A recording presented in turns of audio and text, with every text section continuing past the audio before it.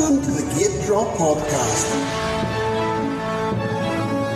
GateDrop.com, giving you the jump in motocross news.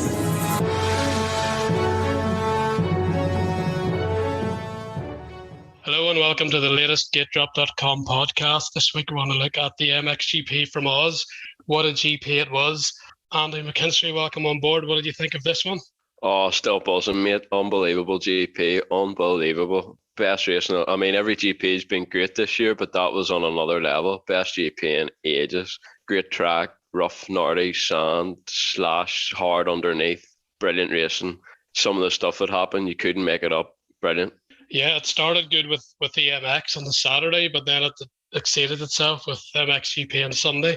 The first MX 450 race was pretty phenomenal that we'll touch on, but as you were saying about the track, I thought it was really, really good. It was a wee bit of a throwback to maybe an old school Kester style track with the grass. Obviously this was sand, but the grass around the track, the tight nature of the track, and the fans getting pretty close. It was like almost like an old school GP, I felt, with all the fans tightly packed, especially the atmosphere with Herlings and Coldenhoff doing so well and Guy Wolf doing so well in MX2. It just brought a lot of different things together, and as you were saying, the track itself was very technical, not necessarily a standard deep whooped out sand track where you needed momentum everywhere. It was a wee bit more stop start with all the hills, pretty technical up and down, and the sort of hard base of nature of the track maybe helped keep Tim Geiser and Roman Favre feeling comfortable as well. Favre was doing a lot of throttle control and squaring off turns. So it was a track that seemed to suit a wide range of riders. But the first thing we're going to have to talk about is Jeffrey Herlings. And wowee, that was absolutely incredible what he did in the first moto there. Getting landed on with Ivo Monticelli. He looked like he jumped out of Everest. Monticelli to land on his back. Herlings, he gets a lot of credit for his speed, and quite rightly so, but his determination is something that I don't know, and his toughness is something that not too many riders have shown, or they maybe haven't had to because he's had so many injuries and riding hurt, but Herlings knows how to grit his teeth. That's the second time he's won a race with a broken bone. Of course, in Latvia, he done it with a broken ankle. On Sunday, he did it with a broken shoulder blade. And you could see the grimace and the pain whenever he come off for his post-race interview, but he took about 10-15 minutes to try and find a pace that he was comfortable with despite the pain. And then when he saw the front three weren't getting away, he just dropped the hammer, and his passes, I thought, were pretty sensational. His pass on Favre, I think he felt Favre maybe cut him off a wee bit in the air, so he just went straight for his front wheel, no messing around in the corner after it. Definitely a decisive move there. And with Geiser, he tried to strangely aggressive from Geiser. He usually doesn't run things that close to people. He's usually a very clean rider, but I think it was a good attempt, definitely, to get Herlings back. But Herlings just put the bike on the back wheel, jumped another bump, and kept it pinned to make sure he got that move. And then it was the two local guys going for it, Coldenhoff and Herlings, for the win. You could sense the atmosphere. Everybody was going crazy, and Herlings got the lead. And if you hadn't seen the start of the race where he got hurt, you would think he was actually fine because he managed to pull away to a lead. But you could see whenever he came in how much pain he was in, and obviously whenever he went to get it checked out, it was disaster for him with the broken shoulder blade. And now it's a question of, can he sustain a fifth world title challenge, because 1 week to heal isn't very much in a 4-week run of races. The man's just a Terminator, unbelievable. He should give him a bib that has an S on it, like Superman or something. I don't know how he pulled that one off.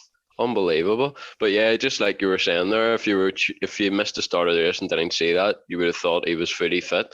I would love to see Geiser and Favre and Prado and stuff, their reaction after the race. They wouldn't have had any idea what happened to him. So they probably thought that was Jeffrey Herlings at his best. Getting told that after the race would have been mind-blowing. Unbelievable. The speed that man was carrying and so much pain is just next level. Unbelievable. I would say a lot of people, even if over the years, if they haven't liked Jeffrey Herlings, you can't knock his determination and his will to win. Just unbelievable. And the Dutch fans were unreal too. They were good in the MX250 cheering on Rick Elzinga. Never mind Sunday. It was just, they stepped it up a notch. Absolutely fantastic. That man, you just can't say enough what that man goes through and the bad luck he has it's just you can't actually make it up at this stage, the amount of bad luck he has. Fingers crossed he can ride this weekend, just get through that one, and then we can hopefully see the best of him at Latvia or Lommel again, riding like that, because that was unreal, the show he put on in that first moto. Yeah, he mentioned in a social media post that at the time of doing the post, his shoulder wasn't actually sore, but it was obviously very sore on the bike. So question mark, Lockett's obviously a hard pack track, so is that going to make it easier on him because he's not having to pull on the bars? It's going to make it harder on him because of the sharper nature of the bumps there. It's going to be a waiting game. Hopefully there's no worse news and it is just what he thinks it is, and he may be able to take some painkillers and hang on around Lockett, because it'd be an unbelievable shame if he was to lose the chance of a world title through that sort of incident. That would make it 2 years in a row he's had essentially a freak accident derail his championship ambitions. Last year, of course, he failed on his own, but he wasn't even going full throttle. It wasn't like he was on a hot lap to try and put it in pole position. He was just doing a general lap and free practice, and he took a terrible tumble with the ruts and different things on the track. It was looked like a freak crash with terrible consequences. And again,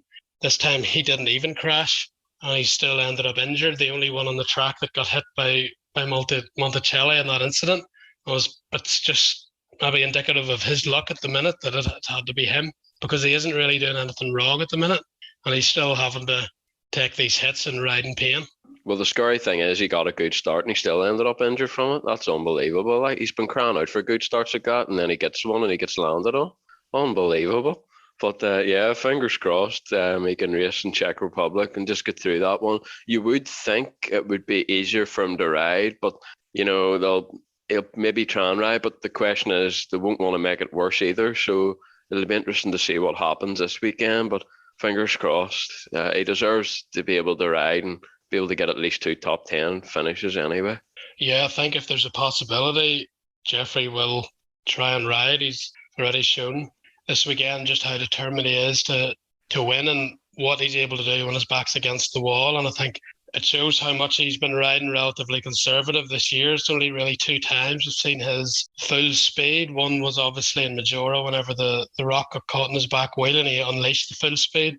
And again, he just went for it. I think maybe he wasn't sure if he'd be able to even make the second moto. He possibly knew that from his experience with Latvia, and it looked like he just decided he could still win, so he may as well just grit his teeth and power through it, essentially. But it was another unbelievable ride, and whatever records Herlings does or doesn't end his career with, these rides that he's doing with injuries will always be part of his legacy. Can't also forget whenever he was going for the MX2 World Championship and he got hurt against Jordi Tixier, he had a mammoth lead in the championship, and he came back with not a fully healed broken femur and almost pulled the championship off there. The pain level he was riding in back then, I think he was still a teenager, was pretty unbelievable as well. So this is something Herlings has done repeatedly throughout his career, and I think it's going to end up as part of his legacy. One of those riders that people said about Ricky Carmichael, but Herlings, I think, has had to show it more with the injuries he's had. He'll never give in, and he'll just fight and he'll fight and he'll fight until it's physically impossible for him to ride a motorbike. Yeah, what I would say is in his MX2 days, maybe it was due to the way he was riding and riding too fast, maybe wanting to win by a minute every flipping week or every GP. But since he's won his MXGP world title, it's all pretty much been nothing but bad luck. He's changed his approach because he knew that he had to stop the injuries, and the bad luck he's had, he's still getting injured. It's just a complete unfortunate thing to happen to Jeffrey Herlings. But you're right, it's in his legacy now. But hopefully he can race Lockett and not be out for too long, and then we can forget about this injury this year, fingers crossed, and it won't cost him too many GPs like in the past. Yeah, going back to Stefan Everts, he had a lot of success early, and then he went through 2 or 3 seasons where he was getting injured and ruling himself out of championships, and he came back and won 6 championships in a row then to become 10-time world champion. So there is precedent for what Jeffrey's currently trying to do, but you can't really take into account somebody jumping on your back, really, to be honest. It was just one of those crazy things, and as you said, Jeffrey's been trying to do all the right things and calm down and not ride over that edge whenever he doesn't have to. But we've seen that speed is still there when he needs it, but it looks more like he's trying to do a wee bit what Caroli has always done and ride that intensity when he needs to, but not when he doesn't. But even now, stuff's just going wrong that you would hardly dream is even going wrong on him. So mentally, it's bound to be pretty difficult for him to deal with. He's come through a lot, especially last year, and to get landed on essentially on his back after what he's been through last season. Mentally, that's not an easy thing to balance in your mind. If you're obviously going to come back and race again at the earliest time, it's still a reminder of the danger, and it's something he doesn't want to be thinking about, or you can't really be thinking about that whenever you're going for a world championship. So hopefully he's able to once again show a lot of mental strength and put all this nonsense to the back of his mind, and not let that fear or risk affect his riding ability and his determination to go for a world championship. Yeah, I don't think we'll have to worry about that too much. I mean, he's came back from everything that's been thrown at him so far, and he's always come back to win GP. So I don't think we'll have to worry about that too much. But the bigger picture is, can he win another MXGP title and win his 5th in total? That's what he's really after. And, if he misses Lockett, it's this year's different than other years. In other years, he maybe could have missed a round and been that much quicker and been that much dominant that he could have got away with it. But this year's different. Them boys behind him have stepped it up a level, and it's a lot closer now. And guys like Geiser and Crowley, they're motivated to show that they're the men too. So I think if he misses one round this year, it's probably going to take one of those guys getting injured for him to get back into the picture again, because they're so strong at the minute. It's going to be very difficult. But fingers crossed he can ride, and we can see them all back out again battling soon, and hopefully get more racing like we did at Oss, because it was unbelievable. Yeah, it was definitely very, very close. At one point, it could have been any 4 of those leading riders that could have taken the win. Glenn rode fantastic he actually rode fantastic for all of the race. I know he lost the lead at the end there, but his riding was brilliant. And again, he showed some good mental strength to produce under pressure of the home fans. Majora seemed to have a real confidence uptake for him, and he looks like he's ready to go now, week in, week out on the Yamaha. Yeah, exactly. I mean, coming into the season, there were a few doubts and a few worries, but I think we can put that to bed now. He looks at home on the Yamaha now, and whatever they found on the bike is definitely working to suit his style. And the first moto, it was brilliant watching him and Fevre battle, 2 completely different styles. Kohlenhoff so smooth and efficient, very intelligent rider, knows exactly where to put the bike. And then you've got the aggressive Romain Fevre, probably riding the best he's ever rode in terms of speed, but also the most ropiest he's ever rode in terms of speed. So it was fun to see those two battling, 2 completely different styles, and that's what MXGP is all about, really.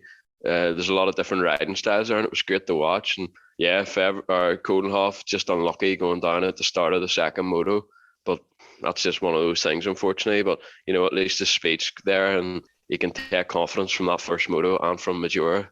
Yeah, I think Fevre will be kicking himself. It was another GP he had the potential to win, and another GP that got away from him. Yes, he made the podium, but a crash apiece in each moto just kind of ruined that forward momentum for him. He was looking really good as time. He was able to take a lot of squaring off lines, and he was using his throttle controllers to pivot, even if there wasn't a lot of grip on the loose sand. So he looked like he was really at one with the track and enjoying it, despite the fact that it was initially a sand track. But the hard base seemed to help Roman out, and he had a lot of speed all day long. And as I say, he did get a podium, but it's going to be tinged with a wee bit of regret again, I think.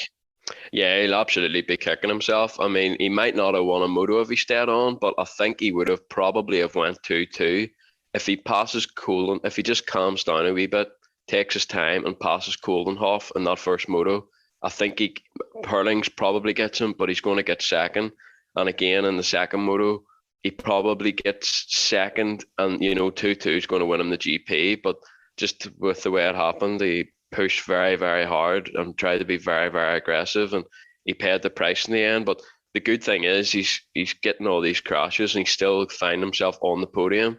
But then the flip side of that is, if he was able to keep it on 2 wheels, maybe knock it down a percentage, he'd be very, very close. I mean, apart from Russia, you could argue he's been Geiser's pace, and he could be right there in the championship. So hopefully, at least he knows that is what his weak area has been so far. So fingers crossed he can start and keep it in two wheels and, be first or second every race, because the way he's riding, he can't do that. And the one thing about Romain Febvre in the past is he hasn't been able to get starts. But this last four motos, his starts have been very good. So whatever they've been doing in that Kawasaki, getting it out of the gate, it's working. Yeah, I'm just looking at the points. Tim Geiser's 166 points, but 23 behind. It's not just one rider. It's Jeffrey Herlings, Tony Crowley, and Romain Febvre. So if Geiser's looking in the rearview mirror, he has a lot of heavy hitters lining him up and trying to take over his red plate. Now, all those three have had a bit of bad luck here and there. Jeffrey obviously had the DNF in Holland. Crowley had the DNF in Russia. And Febvre had those, even if you ignore his crashes today, because he got 2/4, he had the couple of crashes in Majora, which cost him, say, even 15 points. So all three will be looking at what might have been if you take out their DNFs or multiple crashes. In the case of Romain Febvre, they'll all be thinking they should have been right with Geiser, a point or two ahead or a point or two behind. But in reality, those four are all very, very even at the minute. In fact, Jeffrey Herlings, after he won the first moto, was only 1 point behind Tim Geiser. So it looked like, as I mentioned before, his plan was working perfectly. But obviously the injury has derailed that significantly. But the guy we need to talk about now is Antonio Crowley. First moto wasn't ideal. 7th, 8th, I think he was, and he made a mistake whenever he's trying to catch Prado at the end, and that was following a bad start. But the second moto, he was 4th for a long time behind Brand Bogers, who was riding very, very well in Holland, and he actually showed brilliant pace, which was nice to see. But once Crowley got past him, he just put on the afterburners, and although Prado gave him an awful fight and very, very determined, very stubborn rider, Jorge Prado, when you're trying to pass him. Crowley still wasn't satisfied with that, set aside some Geiser and made the pass to take a tremendous win. And even more unbelievable, really, when you think he's nearly 36 years old and those other two are in their early to mid-20s. So he's 10 to 15 years older than the two riders he passed in the last 5 minutes of that final moto on a rough track in scorching heat. What this guy's doing continues to blow the mind, to be honest. Yeah, first of all, just on the MXGP championship battle, I think if you're Tim Geiser, you have to be over the moon. I mean, you're coming into one of the Sandy GPs with a 6-point advantage. After the first moto, it's cut down to 1. And then after the second moto, you've got a 23 points gap. And you're absolutely right. All those four should really be neck and neck, really. So for Geiser to have a 23 points lead, he should be over the moon with that. And more hard pack this weekend, and probably not a 100% fit Jeffrey Herlings, so he's going to have a real chance here to extend his points lead more probably. And then just looking at Antonio Crowley, you know what? I spent the first moto and a half thinking I want more from Antonio Crowley here, and he must have just flicked the switch. And those last 4 laps was absolutely phenomenal, unbelievable pace just to catch those boys and pass them at a track that was quite difficult to pass on, I would say. But he was unbelievable. And even after passing Prado, a lot of riders would have settled for second there. But I think Crowley knew that he needed to get Geiser just so he could get a 3-point swing to his advantage. And unbelievable. He's 36 soon, and to ride like that, you can only take your hat off to the man. If he goes on to win his 10th world title, no one can begrudge him that. Just unbelievable. So good. And the speed and fitness is just next level. Yeah, as you were saying, all day, Crowley's performance was maybe not what you were really expecting as qualifying. He wasn't quite there in the challenges for the top 3, top 5 on the board. He was struggling to get a lap in to even to get a good or a decent gate position. First moto similar, with a bad start, we never really saw him near the front. On the second moto, while he was going well in 4th, it looked like he wasn't maybe going to get past Brand Bogers, but in the last 5 minutes, he turned his whole GP around, 4th to 1st. Now he's only 23 points back, when it looked like he could have been the guts of 30 back on the podium in the GP. Another moto win. Crowley done a remarkable U-turn, really, in that last 5 minutes of that GP to turn his whole fortunes around and keep himself very, very much in probably Geiser's mind as a chief rival for this championship. Yeah, it was unbelievable. And one thing that Crowley isn't really known for is intensity in terms of going balls out for 3 or 4 laps. But for those last 3 or 4 laps at Moto 2 and Oz, that was him pinned, and it paid dividends. And he was actually probably the fittest rider there. I think Prado was obviously quite tired, and I think Geiger spent a lot of energy trying to get Prado. And I think he was tired after pushing the next lap to try and get a wee gap. And Crowley still had to pass those boys, and he was the fittest man there, if you ask me. And he was pushing the hardest probably at the end because he knew that 3 points could pay dividends at the end of the season, and he got the job done. Unreal, really, really good. And I can't wait to see what he can do the rest of the season. He said that he's starting to enjoy hard pack a lot more, which is a dangerous thing if you're Tim Geiger, because before this weekend, his worst moto finish had been a third, and he'll be feeling good after that second moto and alls as well to pass Tim Geiger, who's in his peak really in terms of fitness and speed. That must have felt very, very good.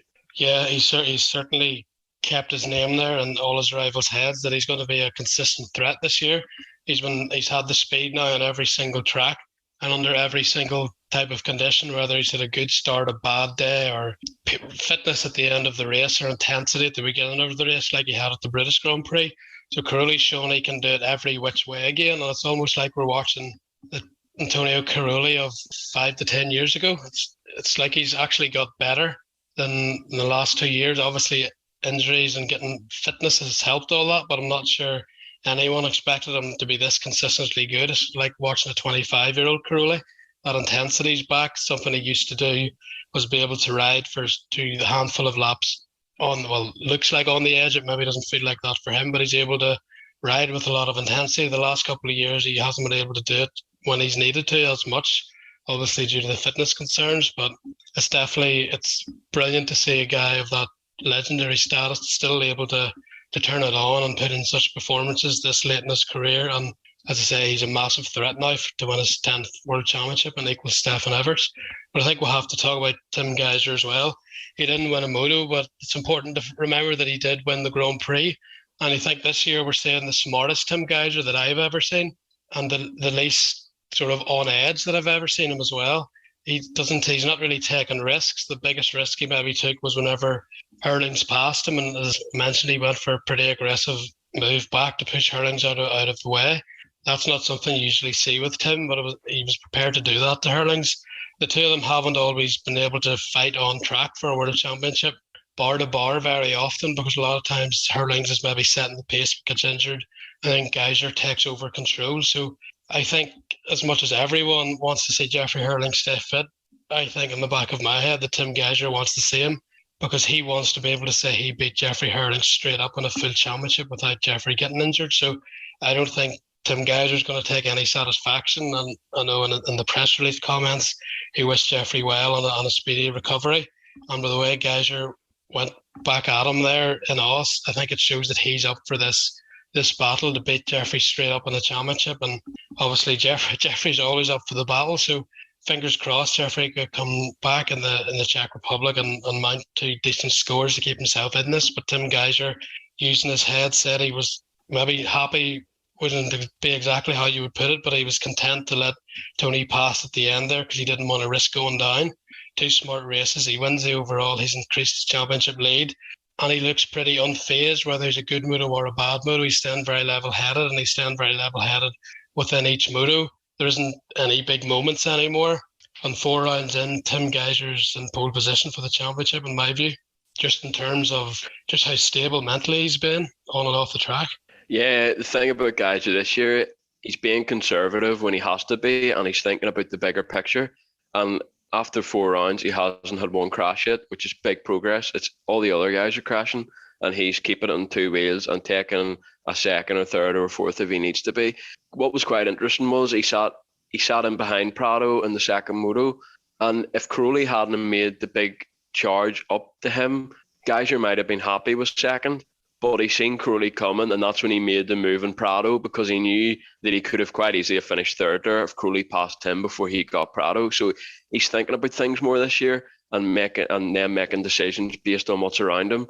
So you have to, I think he's learnt from his mistakes. and you have to praise him for that. And with this 23 points lead, he's going to be a really hard man to stop in this championship. I think 100% Jeffrey Herlings obviously can, but it's going to be tough for the other guys. I feel now he's got that wee bit of a gap. He needs to have a big crash, I feel, or something go wrong with the bike, I feel, because he's very, very consistent. And you can only take your hat off to him if he wins the title this year. This will be his 5th World Championship, and he's still got a long way to go as well. Yeah, he's starting to really rack them up, and the more experience he's getting, he seems to be getting smarter, but also faster. So it's a pretty enviable combination, to be honest, of what Geiger's able to do at the minute. Every year he seems to increase the speed, but this year he's decreased the risk. So he's looking very, very good. Another year with that bike as well, so he's obviously more comfortable on it, better settings and everything that goes along with the second year on a factory bike that's been completely redesigned. So Geiger is looking very, very good for the championship. But a guy who I still think isn't quite showing us his full potential is Jorge Prado. An okay first moto, second moto, he nailed the start and led for a long, long time. His ability to hold people off and to take their lines and sometimes just cut across the front of them, as he did with Geiger. Don't think Tim was too happy with that one. And as well with Tony, he done everything he could to keep Tony behind as well. You have to admire Jorge's fighting spirit, because he rides so smooth, he rides with so much technicality that you don't always associate that real grit and determination with a very smooth technical rider. They seem to be really on when they're on, and sometimes people can get past them quite easy when they're not. But Prado has a very stubborn, determined will inside him, and he just doesn't give in easily. He's able to put the bike where it needs to be put to stop people passing, and he isn't scared to switch his lines up to hold them off either. Very, very determined rider. Very determined. You can't fault him for that. He gives his best out there, and he doesn't really care who he's battling with. He'll just pin it to stay ahead of them. So, yeah, again, 6'3" for 4th overall. It's not bad. It's probably the best GP this year for him so far, but you just expect a wee bit more, and I think Prado himself will expect more. I think in Prado's head, I think last year it was just a rookie year. Just go out, see where you are, enjoy it, and then get better as the season goes on. But we all know he's a very self-confident guy. So coming into this year, I think he would have told himself it's time to go for this championship. And that puts more pressure on you. Is it the pressure so far? Possibly. Who knows? But at the end of the day, the kid's 20. He's got a long way to go. And whenever he does figure it all out, he's going to be the complete package and very, very hard to stop, in my opinion. Yeah, it looks like he mentioned he had made some changes to the bike. He felt more comfortable this weekend, but he's lost a couple of spots the last few races at the very end of the race. So I'm not sure if his fitness is quite where he wants it to be, or if that's a byproduct of riding a bike that he's not totally comfortable with yet. So I think there's certain improvements that Prado wants to get, whether that's fitness related or bike related. Obviously, Oss was a very physical track with the heat and the sand and the bumps, and it wasn't a track you could necessarily flow very well on because it was quite tight. So it wasn't maybe what the sort of a Lommel style, where although it's really gnarly, if you can get a rhythm and a flow, you can maybe conserve some energy that way, especially the way the sand specialists like Prado can ride. But Prado, I think he's missing a wee bit at the end of these races. But once he figures that out, maybe another couple of races to build his fitness up. He's obviously the smallest guy, or the least experienced. Carulli isn't the tallest guy out there, but he's a lot of experience and strength built up over the years. Prado's only in his second year on a 450, and I think he's learning that the physical side of the bike against riders of this pace and experience and the intensity you have to ride at for 30 minutes twice against these riders, whether you get the whole shot, whether you get a bad start, it's not easy, and you can't have anything missing in your program to win. Exactly, and Prado does struggle with the heat. There was one year at Lommel, I think he was racing the 125, possibly EMX 250, but I think it was the 125. It was like 30 degrees and he won, and as soon as he came in, he was just done. He had nothing else to give, and I think that's what probably happened to him in the second moto and Oss. We know it was hot, and heat is one of the things. You know, it's a difficult one. You can't really train in the heat, being in Belgium and Holland all the time. So I probably caught up with him again. But yeah, I mean, he's 20 years old and we expect more from him. So I think that speaks volumes and how talented the kid is and how rated he is, that we expect more. And sometimes I think people forget he is only 20 I know I had him down to win the title this year, but that's because I rate him so highly. But he's still 20 at the end of the day, so it's not a disaster if he doesn't win it, and it's looking unlikely now. But he just needs to maybe go back to last year's mindset a little and just take it as it comes, have fun, learn as much as you can, and if he can relax a wee bit more and maybe take the pressure off, I'm sure he can win motos soon. Yeah, he's only 34 points off still, despite probably the majority of the motos not exactly going to plan. He's had a couple of second places, of course, but he's lost a handful of points late in the last 2 or 3 laps. So he'll be thinking he's given a wee bit away himself, possibly. But I think once Jorge, I saw last year, once he started winning, he started to keep on winning, and it was only COVID that really messed him up at the end. He still had a very outside chance of keeping Tim Geiger honest right to the end of the championship mathematically last year. So Prado, what I don't think he'll be looking at the points in a complete panic at the minute.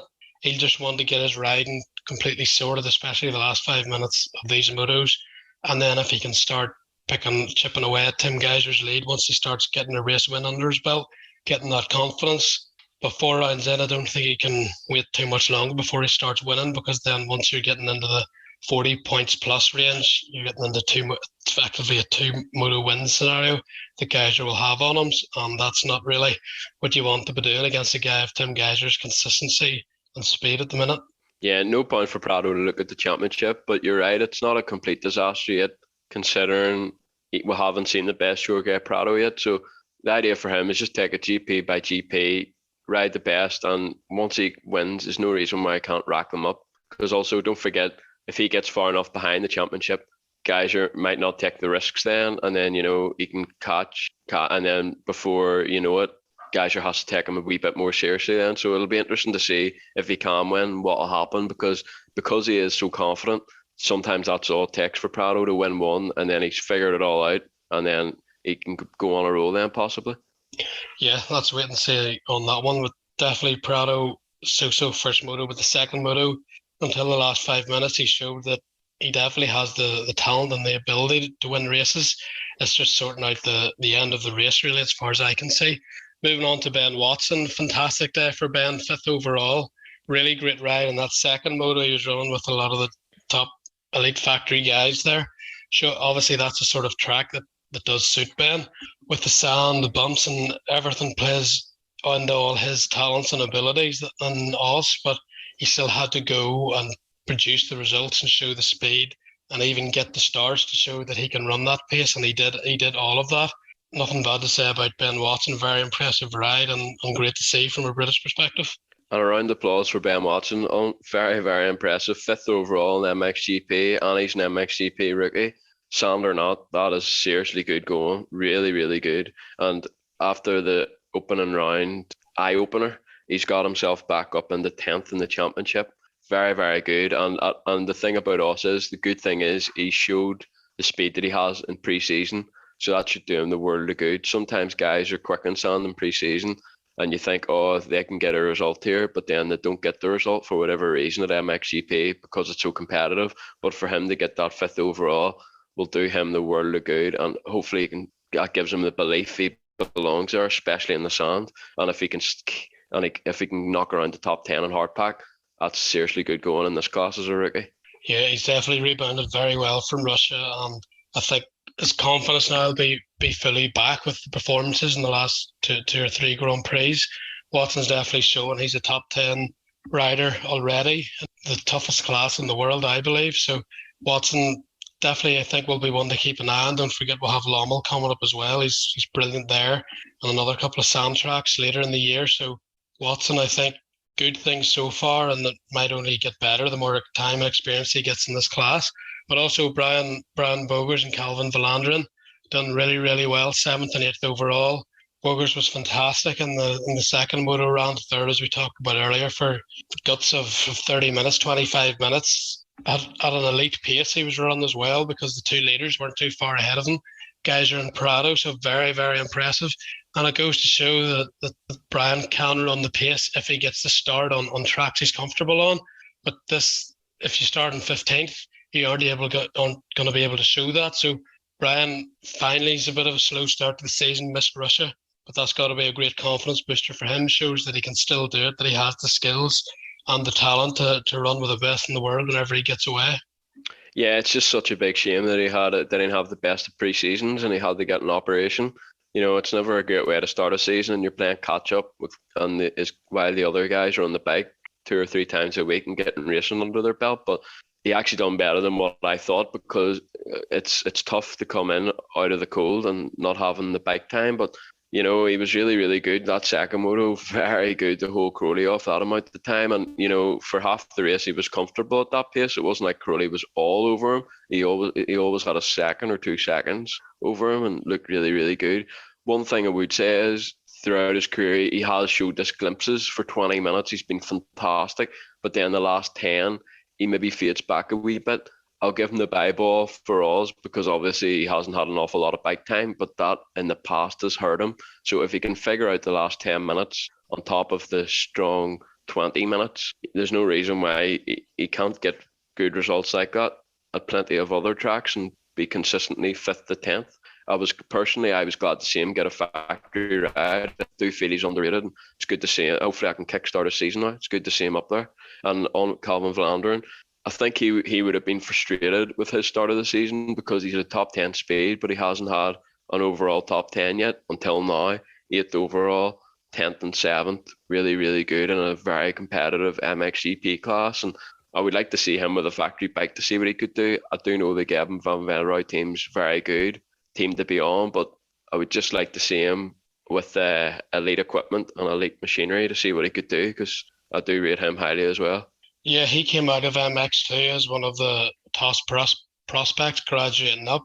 But of course, he didn't. He was on HRC Honda for his final MX2 season, but he didn't get, as you mentioned, he didn't get that factory ride when he went in. So he's been having to go against the grain a wee bit. Obviously, the bike, as you mentioned, is very good. The team's very good.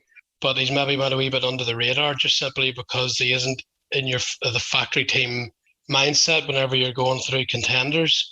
And I think he's maybe trying to push hard now to show what he can really do and get his name on that radar of potential factory riders in the future, just like he was in MX2, because he showed with time that Calvin can chip away and become a very elite level rider. Yeah, and I think the big problem from this season has been starts. There hasn't been too many motos where he started in the top 10. He's usually 15th to 20th, and I mean, he's getting pretty good time practice laps in, so he's had good gate picks. Just for whatever reason, he can't get out of the gate, and it's not easy to come through that deep field. It's difficult with so much talent, but I would like to see what he could do with a top 10 start. I think obviously no issues staying there, and it'd be interesting to see how close he could get to the top 5. I feel like his pace wise probably won't be too far away if he can get out with him. Yeah, I think he's really starting to build confidence now in this class, and with the bike and the team, everybody's familiar with each other and knows what everyone likes, and comfort-wise and setting-wise with the bike. Things are looking like they're really starting to take shape for Calvin Vlanderen this season, and he could be a guy to keep an eye on, especially as you mentioned, if he can get away in the top 5, he could put a bit of a spanner in the works with the top riders if he on his day, I think. Also, I think we'll have to say a big round of applause for Aminas Jasikonis. It's been a tough first couple of GPs back, but in Oz, back in the sand, top 10 overall, fast all day, pretty close, maybe not quite where he was, but certainly not far off, and a lot better for Aminas Jasikonis. And that's mentally, even just getting the fast qualifying time must have done a world of good for his confidence and for his mental state and his recovery of, that's me pretty much back. I can still do it. I can still run at a world-class pace, and things are finally turning around for me after everything I've been through in terms of just on-track results. Really good. So happy. It's great for the sport to see that. He was in induced coma after Mantova. At the time, I didn't even know if he'd come back. Not only has he came back, but 4 rounds in, and his third round, because he didn't do the first round, and he's 10th overall in a stacked field. He beat Jonas, Keir Olsen, Lupino, Monticelli, Van Donik, Simpson, all these big names, and he's back where he belongs in the top 10. Really good to see. Really happy to see that, and hopefully he can build on this now. It looks as though his sand speed is actually thereabouts. It's just the hard pack where he needs to get back to the level he used to be at. But this is to be expected, you know. So hopefully, confidence-wise, that should do him the world of good, and hopefully he can get his hard pack speed up to this level as soon as possible, because he clearly belongs in the top 10. Yeah, and crucially for him, both motos were good, and the second moto was even better than the first moto. So it looks like his fitness, all of that is back. It's just getting those mental steps, and I believe this was a big step forward for, it's just Jessiconis this weekend for the rest of his season and probably the rest of his career. That was a huge step in Oss, and as you said, it was fantastic to see, brilliant. Anyone else you want to give a shout out to? What about Ivo Monticelli? He was at the centre of everything, it seemed. He was even in the middle of the Jeremy Sear crash in the second moto. The scene where there was a problem, Monticelli was in it. But I think we should say, obviously, he didn't mean to jump on Jeffrey's back, although you could question as to why he jumped that far whenever there was people in front of him. I'd read people were saying he jumped as far as Glenn Coldenhoff, but Glenn had no one in front of him over on the right-hand side. He was effectively leading, so he didn't have to worry about people not jumping as far or anything going wrong. And Monticelli just came flying out of the sky onto the back of Jeffrey. So maybe that could be a bit of a lesson there to try and keep your wits about you when you don't know what's going to happen, especially on a jump like that where you're coming up a gnarly hill with a load of ruts, and those jumps just sort of set you off to the moon. But Fevre didn't jump as far as Monticelli had, and he was on the inside. In fact, he had probably only jumped about half a bike length further than Jeffrey Herlings did whenever you look at it. So I think if Herlings hadn't even made the mistake due to the hole shot device that had got stuck on, he still might have ended up landed on if he jumped a similar length to what Fevre did, because Monticelli just was sailing in the air for a long time there. But again, it wasn't anything he obviously meant to do. It was just effectively a racing incident, and although Monticelli went down, thankfully he wasn't hurt, but it was Jeffrey that was. Monticelli came back to take points in both motos despite incidents in the first lap. So I think for him, the Herlings issue aside, he hasn't had a great start to the year, but his speed, I think, is definitely something he can be pleased with, although the results, he'll want to keep improving on that. But good comeback ride, especially second moto. Speed starting to get there for Monticelli. Just those first laps, he maybe needs to keep a calm head. Yeah, maybe, but it's easy for us to say. He hasn't had the best of starts this year. He's got a good start. He's obviously very excited. Oh my goodness, I've got a good start. And madness happens in the first lap. These things happen. It's just a complete freak incident. You could try and land on somebody's shoulder and not do it. So for that to happen, it's just complete bad luck, and it's very unfortunate that Herlings ended up injured out of it. But anyway, we'll just bad. And then he was at the wrong place at the wrong time in the second moto. But just forget about that weekend and just dust yourself off and move on to the next one. But he rode really well in the second moto. Came from virtually last to 11th. Very, very good. 15th overall. Pretty good. Solid weekend considering everything that happened. One thing I would like to point out, in the second moto on the very last lap, Brent Van Donnick and Jeremy Sear were battling for 8th and 9th, I think it was, and they both set their fastest lap time on the last lap of the moto. I do not know how, because that track was gnarly as by the end, but there you go. That's a stat for you. Yeah, pretty impressive that, and I think it shows just how intense the class is, because you've guys not going for the race win, just giving it their all, absolutely everything they have just to beat the other guy and improve their position, no matter what position that is. So I think it's a great reflection on just how tough and stacked with talent the MXGP class is, and that you just can't ever take your time or relax. There's somebody's going to be on you, or somebody's going to be having the desire to catch you at any point in the race, and whether it's the last lap or the first lap. Exactly, and it shows they can ride rough tracks as well. Like, that track was gnarly, and that was the quickest lap. Like, that's unreal. It was amateurs would have been struggling to even ride that track, and they're setting their fastest lap time in the final lap. Unreal, really good. But it was good to see Brent get that. It was actually 9th and 10th they were battling for. It was nice to see him get that 9th, because in the first moto he had a big crash. He was in a lot of pain.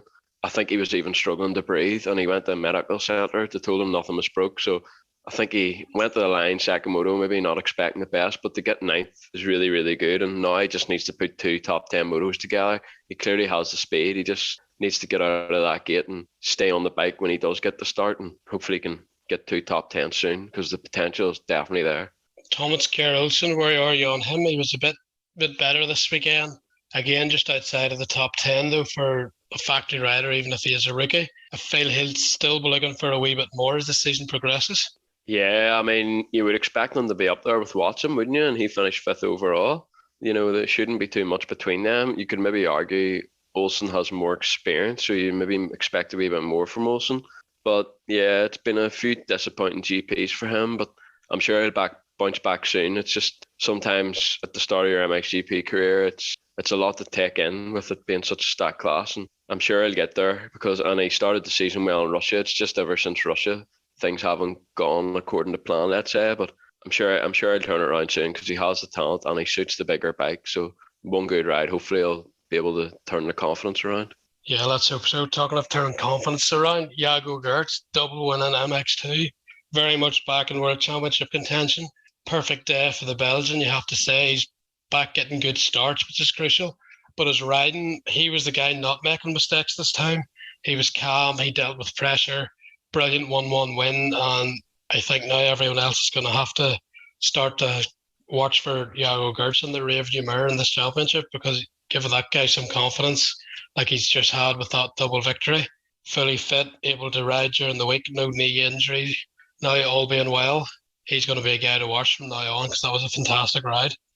Yeah, especially in the Sakamoto, a lot of pressure coming behind from Kai de Wolf, and in the past, Jago Gertz probably crashes there. So it was good to see him staying 2 ways and deservedly go 1-1. You have to say he did deserve that, and he's got the championship down to 24 points now, so less than a moto, 6th in the championship. Oh, I would near say he's my favourite to win this title now. Honestly, that's what I feel about it. Although you have to say it's pretty crazy. After the first moto, Rowan van der Moosdijk was only 4 points off the championship lead, and with his mechanical issue, he's now 22 points off, 5th in the championship, and Gertz is only 2 points off him now in 6th. So it just goes to show how it can all turn within the space of a moto. Yeah, all three in the top 3 in the championship had a disastrous first moto. Yes, they rebounded well the second half of the moto to salvage some much needed points, but I think that was always the doubt and the hope, should we say, for Jago Gertz, that none of those guys have been in that position, and were they going to have the consistency to stop Jago coming back whenever he has his good days? And Jago's first good day, and he's gained a lot of points in one round. Although Renault, of course, does have the red plate and he does have a lot of experience. So Renault, I think, of the group of Guadagnini, Fernandez, I think he does have the most experience. He maybe is mentally the best position to go against Gertz for this championship, but I don't think the rest of them would really have wanted Gertz to get all this confidence along with all these points, because now things are going to get a lot harder, I think. Yeah, and some things you just can't account for. I mean, what are the chances of all 3 of them going down on the first lap of the first moto? That sort of thing just doesn't usually happen. But it was sort of nice for the championship prospect because it makes it really exciting now and really close. And yeah, I agree. Out of the 3 that you name, Renault's probably the one that's going to be the toughest for Jago to catch, because Renault's got the pace, he's got the experience as well. He's got podiums and he's won before. Those other 2 might be a little bit inconsistent, and also they're not really expected to win the championship. Coming into the season, Renault was maybe not the favourite, but after Vial and Gertz, you would probably have said he would have been the next. So Renault's going to be the one. But, you know, if Jago, he's the type of rider that, especially if he can keep starting like that, he can win a lot of motos, and that points cap could come down very, very quickly. I think Renault, after his crash in free practice, done well under the circumstances. He went over the bars and it's been a bit of pain. So for him to go 4th overall, get the red plate, you have to say it's a good weekend for him. Yeah, on Guadagnini, I'm not sure if it was the pressure, but I think you can say the pressure maybe did get to him. Being the championship leader, he hadn't really made any mistakes in the first 3 rounds of the championship, but as soon as he got the red plate, he crashed a couple of times. First moto, obviously, it wasn't necessarily all his fault, but mentally, I think when you have the red plate, it does change something there. He did rebound decently in the second moto. Wasn't his best ride of the season, of course, but he was steadier. Just didn't have the pace he'd had the last couple of GPs. However, as you say, this championship is still all to play for a lot of riders. And I think it's going to be very, very exciting going forward because now you have Jago Gertz added to that. And we'll have to say for Rowan van de Moostag, a mechanical race really taking him out of being right in the thick of the championship with Renault Guadagnini and Fernandez up front. There's only 7 points between them, and Rowan would have been right there, maybe even had the red plate, a third in the first moto. Yes, it wasn't a win, but it was a good third place. He was potentially going to end up with the red plate after that one, and a decent start, but it all went wrong for him with that mechanical. And now he's 22, I think, points off the championship lead whenever it looked like he was going to be within a handful of points, either in front or behind Renault. So quite a difficult pill to swallow for Rowan just when he'd been so consistent and was looking to step it up. Yeah, not the moto to get a mechanical, absolute nightmare. I mean, you get all excited, you're on for a podium, and yeah, okay, didn't get the best of starts. He was outside the top 10, so but I would have fancied him to maybe get a 5th or 6th out of it. Might not have had the red plate if he would only got 5th or 6th. I think Renault probably still would have had it. He would have probably needed to pass Renault and get 2nd or 3rd. I'm not sure if he would have done that because of the bad start, but I know he got the mechanical, but that's the starts are the problem as well. So it's going to be an interesting one. You feel now, though, that for Rowan to win the championship, he's going to have to string wins together, and he's more of a consistent kind of guy. And I just don't know if he has it in him at the moment to get these wins. That's what it's all going to come down to, and that's what he needs to do to get to the next level. Yeah, of course, he is still in it, but as you say, the consistency is not really going to do the job now. He's going to have to start winning motos to get those points back, probably, as we mentioned, especially with Gertz now looking like he's hitting his real form. I think we'll have to give a round of applause to the Factory Husqvarna boys. Kai de Wolf was absolutely unbelievable. Great first moto, although he made a mistake, but the speed was fantastic. The second moto, passed Jago, took the lead, crashed, didn't faze him whatsoever, caught back up, was putting the pressure on, and then that one mistake on the last lap where he jumped over the berm essentially, didn't get his balance right. That mistake sort of ended any chance he had of putting a do or die pass on the final few turns to try and nick that moto win. But he still made the podium, and you could see the emotion in his interview. It shows just how much it meant to him and that he's really riding with his heart in his sleeve at the minute, and he's only 16 years old. So to be going that speed, to be running with Jago Gertz, passing Jago Gertz, who along with Vial last season anyway, they were the two fastest riders in the class more often than not.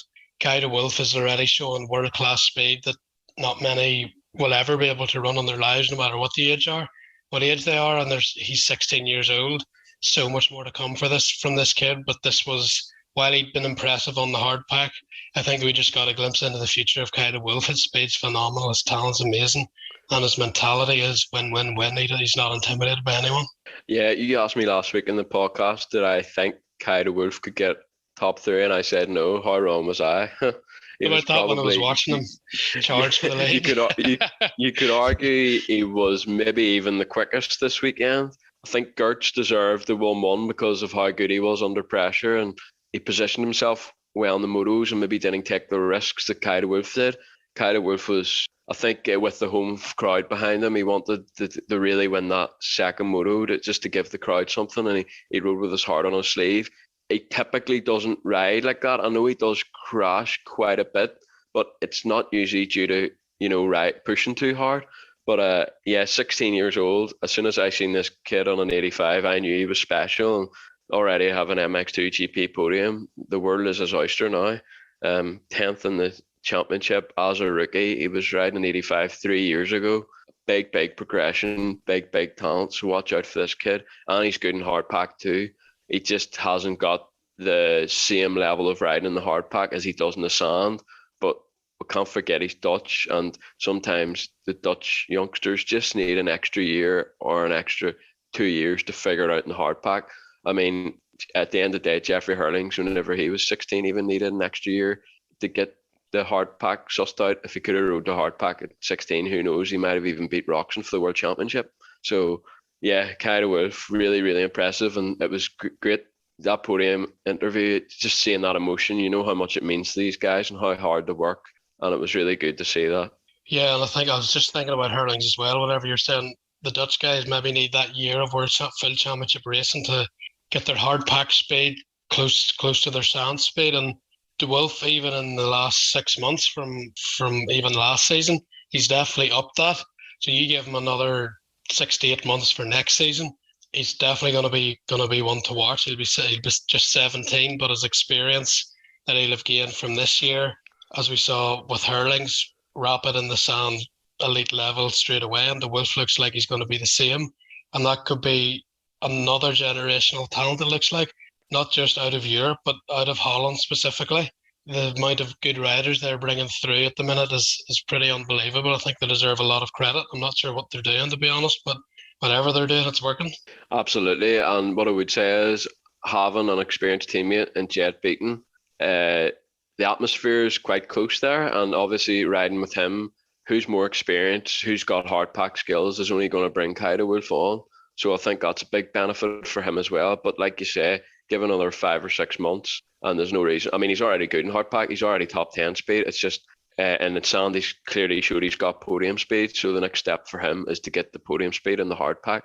And yeah, fair play to the KNN MV over in the Netherlands. Whatever they're doing to produce riders really, really helps. I know years ago they used to have 0 hard pack tracks, but they've got a practice track just outside Amsterdam, Lelystad now, and a lot of riders go there at least once a week. So that seems to be helping with the hard pack skills too. But I mean, it's not exactly like France that's got loads and loads of hard pack tracks. It's only one, and they've maybe got another 1 or 2 at most. But that track is certainly the well-known one and the one that they go to at least once a week. So that seems to be helping them, and it's good to see it, because it was always frustrating for me seeing young Dutch talents being really, really good in sand and then putting them in hard pack and being completely off the pace. But it does look like those days are over to some extent.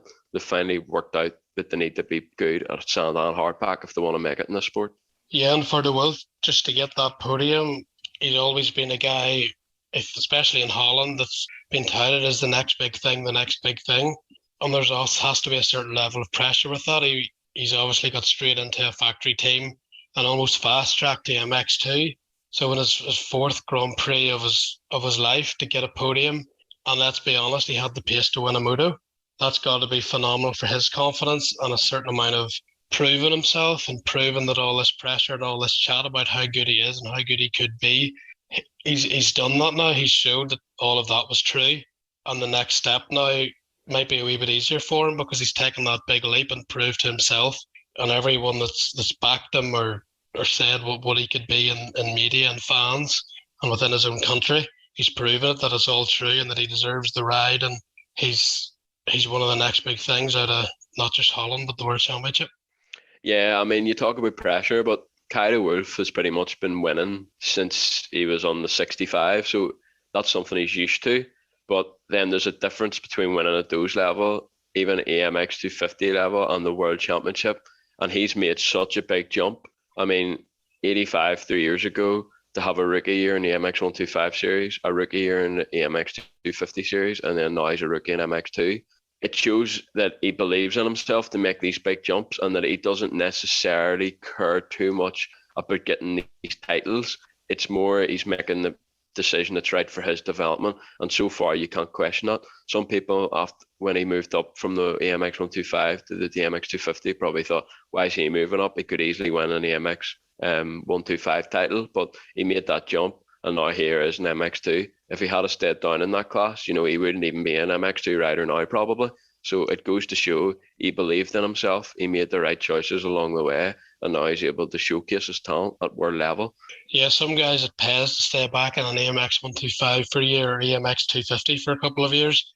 But Kai de Wolf, obviously, and the team obviously agreed, he didn't need held back. He had the talent and the skills and the confidence to be able to run with MX2, the top riders in MX2 World Championship straight away, and learn that way. And he's learning pretty fast, as we all can see. Definitely a very, very exciting talent. And he rides, if you're watching the race, Jago Gertz is a very very nice, smooth style. Looks more like a box, like a square on the bike, but the Wolf looks more like a rubber band. He just bends round each corner. He tilts his head in, and the whole body kind of goes with him in a sort of curve. So it's quite interesting that the two different styles. But the Wolf makes it work. He's very, very fluid on the bike, very supple on the bike. Can put it where he wants, and he just sort of moves his body to correct it or guide the bike. Whereas Gertz is very much elbows up, head in the middle of the bike, very smooth. So I thought that was quite an interesting watch as well, just the two very, very different styles. I think we need to say a big congratulations to Jed Beaton. Two very, very good rides on the podium. A big step forward from the previous rounds. Yes, he had been riding well. Things hadn't been going as well. So a couple of crashes and unfortunate incidents. But I think this was the level I was expecting Jed to be at from Russia. And it's nice to see him finally there now. Hopefully he can kick on from this, but he rode fantastic on Oss. Yeah, welcome to 2021, Jed Beaton. That's exactly what I was expecting at the start of the season.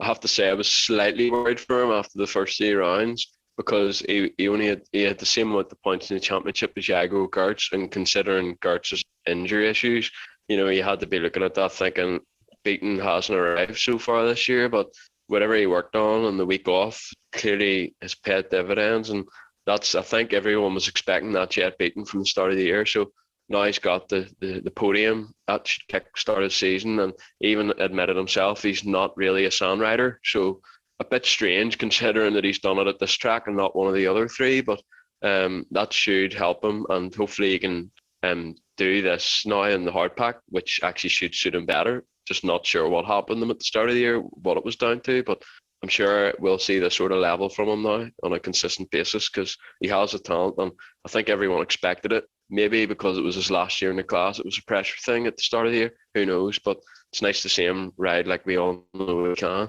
Yeah, and just quickly, Isaac Gifton rode well. Finally, I think that was a wee bit like Beaton. That was more what we were expecting from Isaac Gifting this year, 6th overall.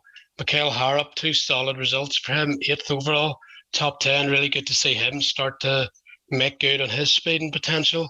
Of course, you did jinx him. He was looking to get into the top 5. He texted he's doing really well. He's really fast and he's solid. He went down immediately within 2 seconds of that text. So I think you're going to have to take some responsibility for that crash.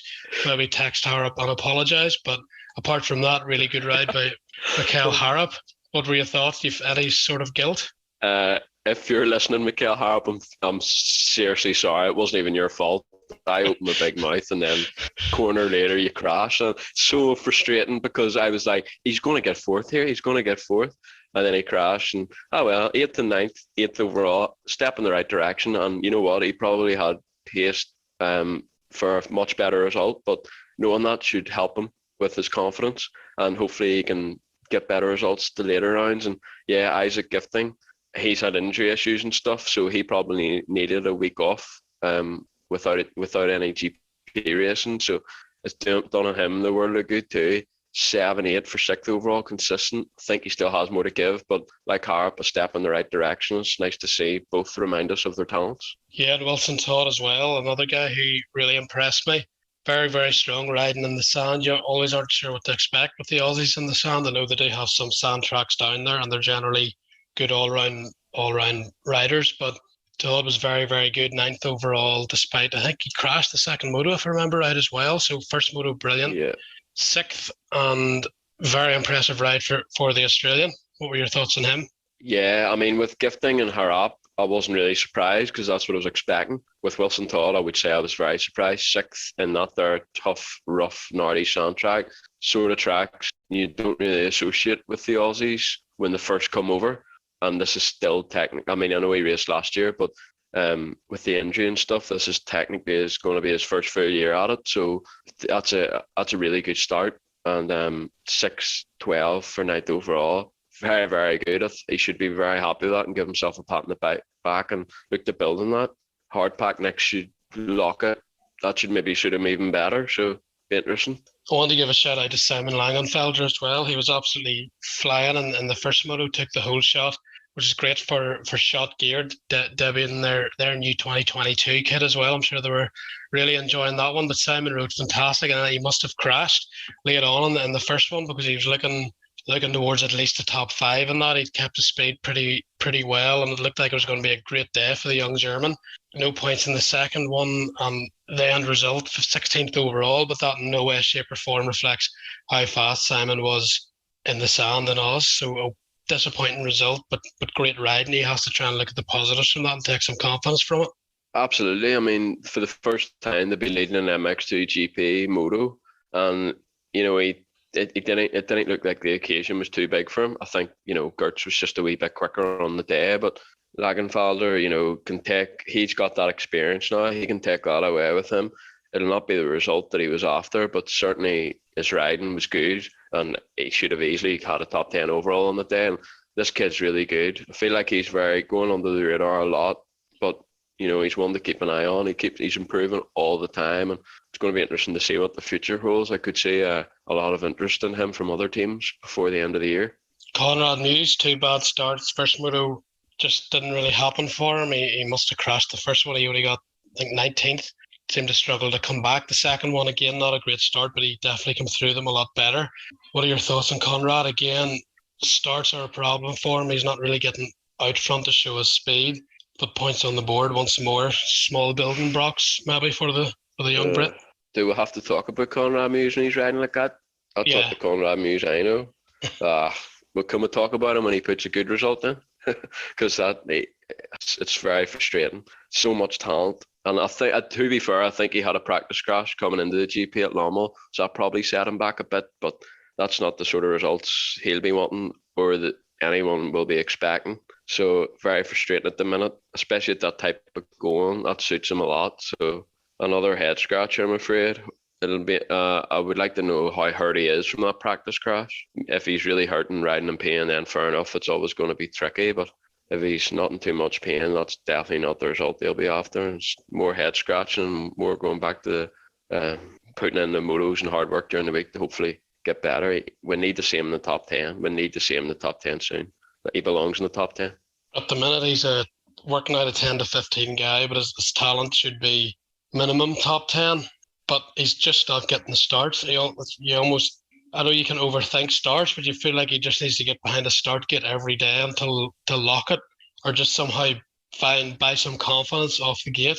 Because I think if he can get the start, we've seen it before, he has the talent to be able to fit into the elite level pace. But whenever he starts at the back, although he definitely did move forward well in the second moto, which was nice to see, it's still not the pace he was riding in Britain. So Conrad Mewse again starts, and we're still waiting for the elite level Conrad Mewse to show up from the British Championship into the World Championship. But it's a waiting game now. Before, I know he had his health issues in Russia. Hopefully, he's a time to recover from that. And Czech Republic next. It's another game of, is this going to be the round that we see the real Conrad Mewse? Unfortunately, but let's hope we can see the speed of the guy, because he's phenomenal whenever he's on. It's just frustrating for everyone at the minute that he's not getting the results to reflect his talent. Yeah, well, the one good thing is he ended the weekend well. I think he was about 20th and he moved his way up into 13th. So that's the one good positive. He ended it on a high. So hopefully he can start and ride like that at the start of the first moto and lock it now. But yeah, it's hard to know what'll happen at Lockett with Conrad Mewse. I'll let you know next week. Thanks, yeah, you're really good at your crystal ball whenever you wait until the end of the day. Fantastic. Right, we're going to move on to EMX now. Before we get to EMX 250, which was 2 brilliant races, that class is producing some epic motos this year. Just quickly, the MX Open class, Michi Boy Duval was in a league of his own. He was really impressive to watch. Nobody really near him in the sand, although you might expect that. But really the big story was Ken de Dijker. Just turned up on a 450 Kawasaki. Not too much riding as far as I'm aware. I think he does do a wee bit of testing for Kawasaki, but it's not like he's a professional or anything now, just doing it for a bit of fun. And for a few laps until the arm pump and fitness issues that have to be expected, he was still really fast. He can still turn some quick lap times. He wasn't wasting time passing people. Style exactly the same, looked like he was riding at 80. But it was great to see Ken de Dijker back out there and throwing back the years to his prime GP time. Yeah, he does do a bit of testing for Kawasaki, but actually I think it's more over the winter and when there's no racing and stuff on. He's actually only rode on a rode a bike 5 times since January or so, and he's only had one race in France coming into this. So no shock to see him getting arm pumped. But yeah, 3:12 for sixth overall, not bad at all. And actually, he had the speed for a lot more. Just arm pump city, like if it wasn't for that, could have maybe even won the thing. Who knows? It's great to see him back. Blast from the past. What a man he is. So it was good to see. Yeah, but the real story was the MX 250. Some fabulous racing, really competitive class. And Rick Elzinga, after saying he was feeling a bit ill at Matterley Basin, even though I think he'd top 10 in one of the motos, which wasn't too bad for hardpack, he wasn't too pumped on his results and how he was feeling, and he really showed what he can do when he's feeling good. 2-1 for a brilliant overall victory and a great last, like 2 laps to go. He passed Liam Everts to take the win, which gave him the overall victory. The crowd were going mad, obviously, his home round, and great ride from Rick Elzinga. I think we've both felt he's always had this in him, but he hasn't always transpired onto the track. This weekend it did. He showed everyone his talent and his speed, and to take on Nicholas Lapucci straight up and really give him a lot to think about, even in both motos. The first moto, Rick actually passed him, and Lapucci, pretty smart, followed him and made his move right at the end to retake the lead to get the win.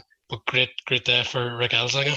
You know what, I have always rated Rick Elzinga, and he is a good, bright young talent, but to win at this level, I didn't know he had that in him, to tell you the truth. Really, really impressive. Really did surprise me. And you can only take your hat off to the guy. If he can keep this sort of riding up, he could really surprise a lot of people. I know he's been sick, and he only was able to train properly for 2 weeks coming into Oss. So that obviously benefited him. And the way he rode was really, really good. Obviously, we would have been buzzing with the home fans behind him, and I think that gave him the wee bit of adrenaline at the end of that second moto. He even said after the moto he was dead because he hasn't been able to train like he's wanted before a fortnight ago. But honestly, really, really good. And it's nice to see a bright young talent that used to race the 150s really show his potential now. I just hope he can stay injury-free, because that's been his Achilles heel in the past. Yeah, every time he's looked like this type of top EMX 250 level performance was coming, he's a bit injured or he's a bad start. So it was nice to see get the starts right like he can, and this can maybe take him to another level. And I'm sure that's opened the eyes of a lot of teams that maybe had half an eye on him, but now they're going to be really focused on him. Nicholas Lapucci took another win in the first moto. He had to go off track whenever Delvico had that big crash at the start of the second moto. Came back well up to third in a big battle with Rick. It looked like Lapucci was going to be the one with the overall win. Then Elzinga made the pass on Everts, but Lapucci, sand hard pack, doesn't matter. He's fast, and he was pretty cool to watch. There's a big sweeper, and he was doubling out. A lot of the 250F guys weren't, and the note of the 252 shook was real nice to hear. He just went straight out over it, and he was making a lot of time there. But Lapucci, always great to watch. I don't think he'll be too disappointed with that. He only lost 2 points to Elzinga. Kevin Horgmo didn't have his best day. He'll be disappointed, crash, and not maybe the second moto speed that you would have expected from him. So Lapucci's actually gained 9 points in the championship over Horgmo. So happy, I'm sure, for Lapucci, although even if he did lose the overall win at the very end. Yeah, we'll have to remember, before this year, he's in no real noticeable good results in sand. But the Matty team, this is what they do. They sign riders and they improve them in all conditions. And you have to say he looks pretty good in the sand now. And he has to be happy about his weekend. Looking at the bigger picture, he's gained championship points. So that's a tick, tick, tick for as far as he's concerned. Obviously, he's probably disappointed not to win, but you know, the championship's the main thing at the end of the day. The only one thing I would say is, I think it was pretty clear to see in the first moto, you know, he wasn't too bothered when Elzinga passed him. I think he sat there, probably not showing everything he had, watched a few of the lines Elzinga used, and then waited 2 or 3 laps to go past him, and then that was it.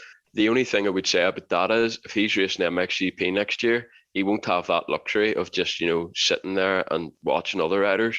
MXGP is so fast that he's going to have to be on the limit every lap. So I'm not sure this is the best class for him to be racing in terms of preparation for MXGP. But at the end of the day, he's already improved a lot since last year. And if he gets an MX 250, a prestigious title out of it, he can be happy. But terms of preparation for MXGP, I'm not sure it's the best for him.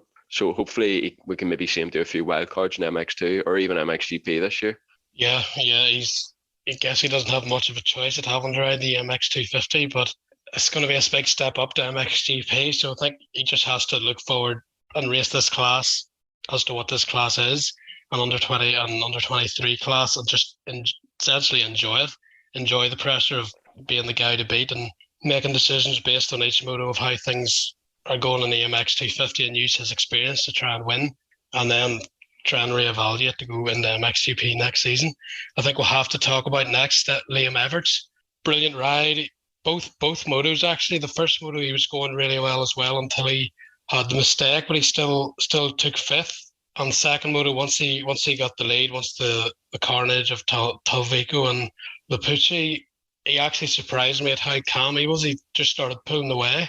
There's nothing anybody could really do except at the end. And I think part of that was, of course, Elzinga was pushing the pace because he had Lapucci on him, and they were fighting for the overall.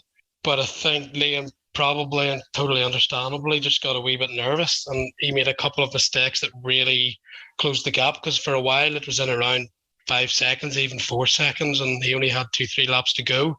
It looked like he was actually going to hold on to it relatively easy. Of course, he was still having to push, and I think he got so close, he maybe started thinking about it, and that's the sort of track where you need full concentration because of all the different types of bumps that were on the track, along with the deep ruts, and it just caught him out. And the next thing you know, Elzinga's on him, putting the pressure on him, and even then Liam looked to be okay, and then he made that one big mistake that robbed his momentum, and Elzinga made the move.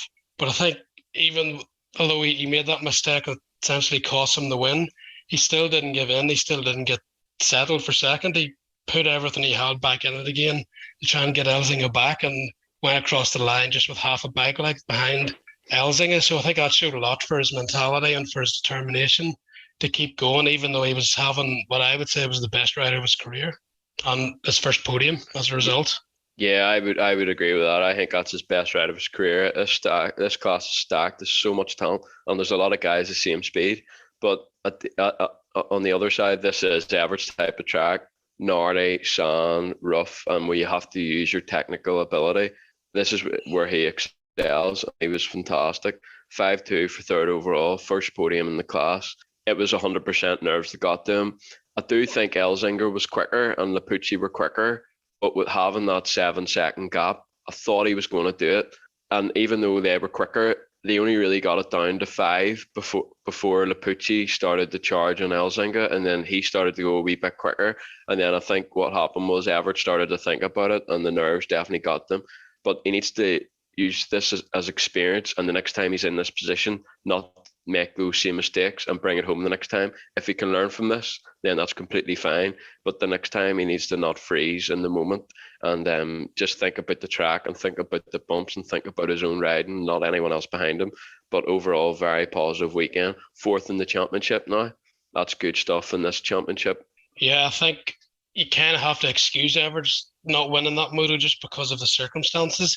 He obviously came back from a looked to be a pretty badly broken wrist last season, whenever he was just kind of getting in the way or looking to challenge for the MX125 title. So he didn't even really have that much experience of a title challenge and pressure then. He obviously won the first round, but things were just starting to heat up when he got hurt. So he missed all that year. He's come back, EMX 250, showed decent speed, couple of mistakes at Matterley Basin, and then next thing you know, he's leading his fourth moto essentially in his full-time EMX 250 career. So I think it's sort of understandable he makes those mistakes. Everybody has to go through that. Even the best in the world and the generational talents have all had to get used to leading races at one point or other. And he's probably, as well as being extremely happy with what he's achieved, he's probably learned a lot as well, gained a lot of confidence from his speed there. And I think, I'm not sure, of course, Stefan and Harry are probably pretty hard on him at times, but I think while they may mention to him mistakes and keep riding your own race, I think overall, I don't think it's a big one to be too hard on him on. He'll know himself as much as anyone that he can't keep doing that, but to be in the race he was riding, and those guys were setting a hot pace behind him. Lapucci's been the guy to beat all season, and he's on a 252 stroke. So for Liam to do what he did, I think it's fine. I wouldn't really be worrying if it starts happening repeatedly and he's in that position. Then yeah, it's going to be a problem. But first time in that position, couple of small mistakes, still to get second and to keep. What impressed me was how he regrouped, found his rhythm again after that to push Elsing and still have that speed. So I think mentally he's fine. That'll be a big moment for him, just to know he's that good. Because as we've mentioned before, and everyone knows, he's a lot of pressure and expectation on his shoulders. So that's another huge step in his career to get a podium, especially so soon, and to do it in the manner he did, where he did have pressure the whole race. And generally, he handled it very, very well. So I think Liam Everett's nothing to worry about. Everything positive after Oss, and a lot to look forward to in his career now, because that was a big moment for him. Yeah, I think you hit the nail on the head there. As long as he doesn't do the same mistakes again the next time he's in this position, then this is actually a positive for him, because it means he'll have learned from it, and that's what he needs to do, and just enjoy the podium while it lasted, really, and he can focus on Lommel now. He said himself a place that he learned how to ride a bike, so be very, very interesting to see what he follows this performance up with there. Yeah, it will be, but I think hopefully that's him now on that elite level. Of course, his rookie season, he might have a few more mistakes in him, but I think we can all now see Liam Everett is on his way to something good in his career. Andrea Bonacorsi, I felt, rode a lot better this weekend. You would almost think it would be the opposite way around. He would have been this good at Matterley, and then Matterley level in the Sound of Oz, but I thought Bonacorsi, this was more what I was expecting from him in Matterley, and hopefully this is now going to be him getting used to this class, getting used to the bike and the team and the intensity you have to ride with an AMX 250. But I felt he rode really well in Oz. Yeah, Bonacorsi's good in Sound. There was 1 year at Lommel, he was absolutely on the gas on a 125. I think he was riding for silver action at the time, came through the field and was really quick, so not surprised to see him take well to those conditions. One thing I would say about him is he seems to be riding really within himself. You know, he doesn't seem to be pushing. It all seems smooth and it all looks really easy on the bike. So that's pretty good, because I felt like on the 125, probably because he was so big for the bike, you could see him physically pushing really hard, whereas he's now got the power of the 250. He's able to use it a bit more, ride within himself, and it all looks pretty easy for him on the bike. I mean, he's a rookie at the end of the day, and he's third in the championship, very, very consistent, and I feel like he's still a long way off his potential, so he could have a very good future. I wonder if at the end of the year he'll stay in this class or go to MX2. Be interesting to see what decision he makes. Yeah, especially if he keeps this level of performance up. Kevin Horgmo, I think you have to say he's going to be disappointed with that. It looked like it was going to be the Horgmo Villapucci battle at the start of that first race, and then Horgmo went down and he never completely recovered from that the rest of the day. Yeah, pretty much. I was looking forward to the battle to see what would happen, but then he just lost it in a soft spot, which can happen around that track. So 3-5 for fifth overall, solid. Probably not what he expected in the Sand. He would have definitely wanted to be at least on the podium and on the top box if possible. But, you know, he's still second in the championship. It's not a complete disaster. And I think he's racing MX2 in Lockett now. So he'll be hoping to get a couple of top 10 results in the MX2 World Championship. Yeah, sometimes for Kevin, well, a lot of people think he should be an MX2 anyway, so these races might be just as important for him as a MX 250, because he'll want to show that's where he really belongs. But wee crashes like that isn't going to really help teams think he's got over that crashing habit. But again, we saw the first moto he does of the speed, so it's just a matter of, we've said it time and time again for Kevin, show the speed, but stop these wee tiny crashes that keep holding you back. So hopefully Lockett, we can see a couple of good starts and see what he can do in MX2. One guy I was expecting a bit more from was Kay Karsmakers. A couple of crashes, results 16th overall. Not what I had envisaged for him at his home round, and I'm sure he didn't leave happy either. You've thought or hoped he was going to be in that sort of top 5 podium battle. I disagree. MX 250 debut. I know it's his home race and he's rode the track before, but I think the mentality just would have been to have fun, and I think too many crashes cost him, but he had top 10 speed, which for me is pretty impressive on an MX 250 debut and only his second ever MX2 race. I have to disagree with you on that one. I thought his speed was good, and at the end of the day, he's not doing the full championship, so the result doesn't even really matter. If he had stayed in the bike, I think he would have probably got top 10 overall, so I would say that was positive enough for an AMX 250 debut. Yeah, I think it was just when you see him on the ground, you sort of wonder if he could have got the start where he could have been, because he has good talent. It would have been nice to see where he would have sort of ended up if he'd got away with the top guys. But as you say, it's a sort of race where it's a shot to nothing. He doesn't have a lot to lose, and he's everything to gain, and at least no injuries, and he can still walk away with a few points and a lot of experience from racing the 250. Yeah, exactly. And when you seen the entry list, I was thinking, goodness me, there's going to be a lot of top riders that don't even qualify here. And I know in the past he struggled with balls out one lap speed, so to qualify comfortably and to run comfortably in the points, and if he hadn't crashed, be top 10. I think that's positive enough weekend, but this year's all about the 125 for him, and he's getting ready now for the Junior World Championship, I think. So be interesting to see how he does out in Greece. But no, I think he's got a good future in this class, and that would I think he'll actually be happy enough with the speed he showed at the weekend there. Anyone else in the MX250 you want to mention before we move to America? Yeah, Dave Carger, 6'6" for 6 overall. I really rate this kid, but sometimes I feel like he maybe hasn't got the aggression. So it was good to see him right at the front.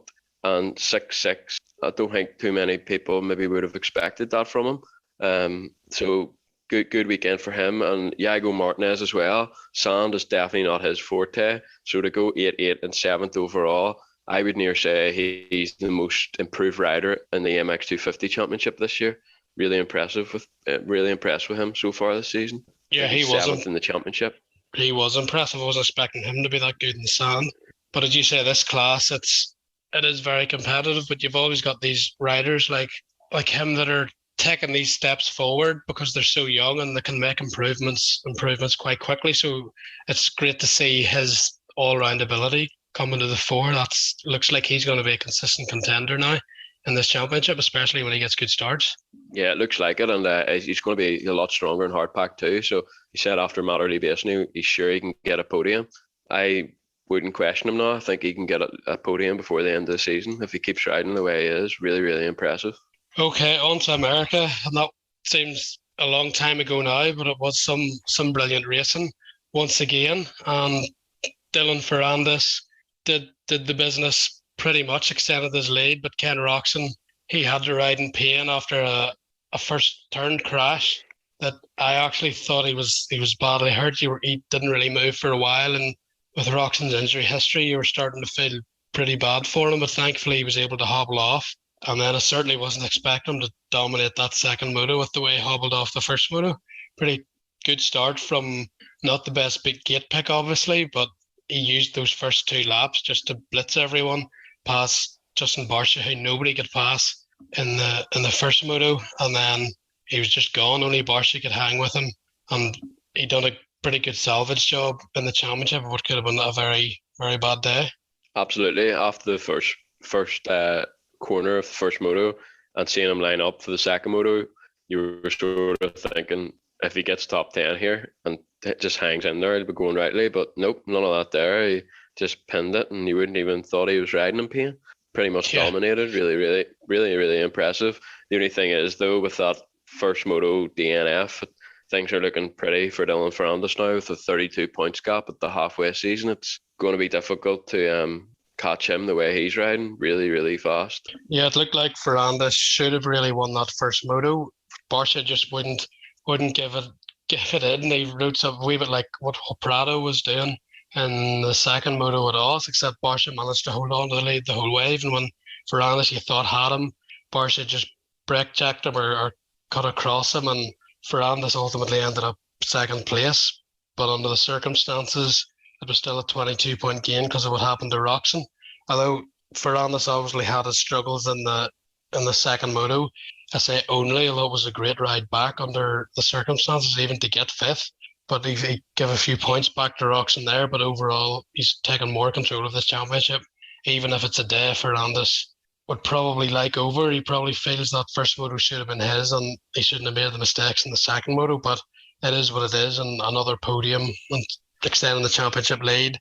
When you look at the big picture, it was a good day for the Frenchman, who looks odds-on favourite for the title now. Yeah, well, they say you win the championship in your bad days, and after with that second moto, a really bad start, and then the crash to get back up to 5th, to back up a second to get on the podium isn't bad for a bad day, like, is it? So I don't think he should go home too disappointed. Although one thing I would say is he doesn't really need to get involved with Justin Barcia. If that was me, I would think about the bigger picture and maybe just settle for the second, because while sketchy, like he's just riding with his heart on the sleeve because he wants to win all the time, which is okay until a point. But there's maybe going to have to be a point in this championship where, especially as he keeps getting more and more points ahead, where he just thinks about the championship and doesn't get involved in high speed battles like that. Because as we've seen with Cooper Webb and Chase Sexton, one wrong move and you're down in a heap. Yeah, that was a big crash for Cooper Webb, who was actually riding pretty good at the time. I seen he was practicing with the Lawrence brothers, so I'm not sure how closely he's working with Alan Becker. Usually Alan wants all his guys to ride at that track, so it remains to be seen what's happening there. But just when Webb was starting to pick things up with his pace, he had to endure that crash. Luckily, he doesn't seem to be too badly injured. He was able to get up and ride about for a while. But one of those things, when things aren't going well, these problems seem to happen, even though it was a freak accident. You'd have thought Sexton would have went down too, but he ended up straightening himself up okay, and it was Webb that hit the deck hard. But Eli Tomac, again, he rode actually great, and then the first one came from way back up to third. And in the second moto, while fourth is still good, he just didn't have the same raw speed there. So second overall looks good on paper, but I think Tomac will be feeling he's left a wee bit out there with his performance in the second moto. Yeah, I was a wee bit disappointed with Eli. Actually, to me, that was an Eli Tomac track. It wasn't very bumpy. It's pretty flat, and you could just pin it, and he's usually pretty good in those conditions. Like, when I say pretty good, I mean he usually goes 1-1. So I was sort of expecting him to win at least one moto. So second overall, 3-4. He actually lost some points on Barcia in the championship chase. So he's at the stage now where he needs to be beating these guys every week, especially if he wants to clinch third in the championship. So yeah, overall, I mean, people probably say, oh, he was second overall, it's a good weekend, but it's Eli Tomac here, and especially that type of track, I thought he would have had the W, but at least he's riding a lot better than what he was at the start of the season anyway. So I suppose it's progress that way. And Chase Sexton, if he'd rebounded a bit, fourth place overall, probably more what you would expect from Chase, even though he ended up hitting Roczen in the first moto, good come back to seventh in that one, and then third, second moto. But Christian Craig rode really well, I thought, fifth overall. Sometimes Craig's in around the bottom of the top 10, and then sometimes everything just clicks for him and he can run top 5. Again, lovely rider to watch, nice style, great technique. But Craig showing why he's on a 450 outdoors, a very good performance, and fifth overall. You getting to the point where you aren't surprised, but you're just surprised at when it happens, because sometimes he can ride like that and sometimes he's around 10th, although it is obviously a pretty competitive class this year. But Craig, nice to see him in fifth. Max Anstey, getting there for Max Anstey. We had the drama of last week. Nobody was really happy, but I feel this is where Anstey minimum should be, hovering in around the top 10. 911, his best performance so far in terms of consistent motos, but he's still not getting the start. So I'd still love to see him get a start with those guys so he can actually see the pace and have a chance of even just copying what they do, because we know he has the talent to run with a lot of the guys in the top 5. Yeah, just on Sexton and Craig, I feel like they always go under the radar a little bit in America. And Sexton, he's probably the best rider not to win a national so far this year, but he always seems to be knocking on the door, but he just can't quite get the job done. And a bit frustrating, because I think he has got the talent and he's got the speed. Has he got the mentality of maybe a Centrillo or a Webb? Maybe that's what he's lacking. But certainly fourth overall, 7-3 is still a positive weekend. And yeah, Christian Craig, I really like him in the 450. I think his style suits it a lot more. And fifth overall, another good weekend. So he'll be looking to get on the box before the end of the season. And yeah, good to see Max Anstey improve. 9-11 for 11th overall. Still not the Max Anstey we all know from racing MXGP. I'd like to see him get a top 10 overall, but it's definitely a step in the right direction from Southwick anyway. 250 class, and Jeremy Martin took the win. That literally is his home track. But I don't really think that's the story. I think the story for Jeremy is just how much he fights. He's a gritty wee rider, very tough, very determined. His broken fingers, I don't think, are totally healed. But you can almost see him on the bike. He's always pretty fast, usually, yes. But this was more of a performance that he gritted his teeth and fought really hard through whatever was coming his way. It looked like he just decided he was going to win. He was going to win today, and he was just going to make it happen no matter what it took. So really good performance from Jeremy Martin. And I think that sort of performance, while it's great that he's won, it probably makes him a wee bit regretful of all the injuries, because he's probably thinking now this title should have been his with the inconsistency that Jet's starting to show. Yeah, I think you're right, but at the same time, having all those injuries and to be fourth in the championship isn't bad either. So you can look at it either way, I suppose. But to be fourth after everything that's happened, you would call that a good season. And he'll look to building this momentum now. Obviously, it's his home track, a track he knows like the back of his hand. So it'll be interesting to see if he can go 1-1 again in one of the future rounds to come. So yeah, it's nice to see him back at the front. 6th different winner in that class, so it's pretty unpredictable, and nobody's yet to win too. So surely that's got to change at Washugo. Yeah, it's definitely a bit of a case of you've no idea what's going to happen when the gate drops in this one, definitely. Michael Moseman, his championship result doesn't really reflect the speed he's had this year, so it was nice to see him get the starts and actually get the results on paper. 3-2 for him, 2nd overall. Great day for Gas Barsha winning his 1st overall in the 450s, obviously. Michael Moseman backing that up with a 2nd overall in the 250 class. So great day for that brand. Their investment in America, I think you can say at this point in its first season, is definitely paid off without a doubt. Both pretty good personalities in terms of brand awareness. Moseman's pretty outgoing, pretty entertaining on the podium. But more importantly than that, he has speed to get results. The results, of course, don't always happen, but nice to see him up on the podium outdoors. He's a good all-round rider, and I'm not sure quite what he's missing really, because the speed's generally there. Maybe just a few more good results to get the confidence that these other mistakes or crashes and stuff that's been happening to him stop happening. But nice, seems to be a nice guy as well. So 2nd overall, good for Michael Moseman, and hopefully he can be a contender now week in, week out without having the bad luck striking him.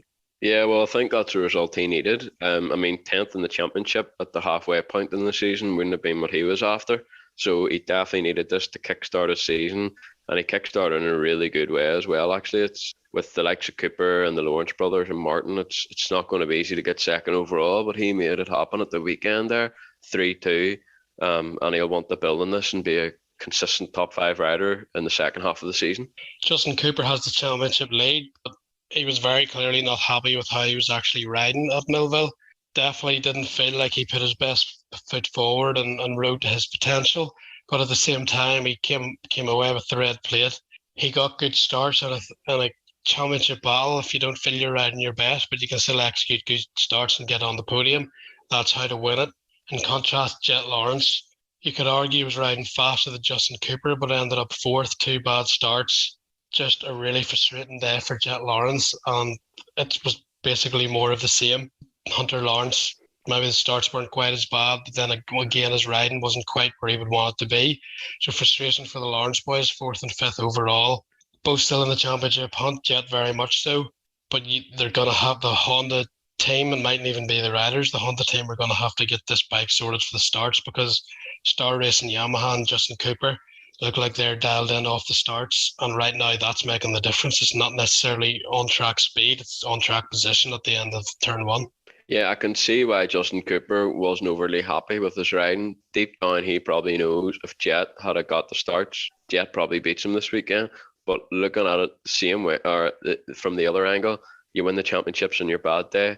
Wasn't overly a great day for Justin Cooper in terms of riding, and he's not got the red plate.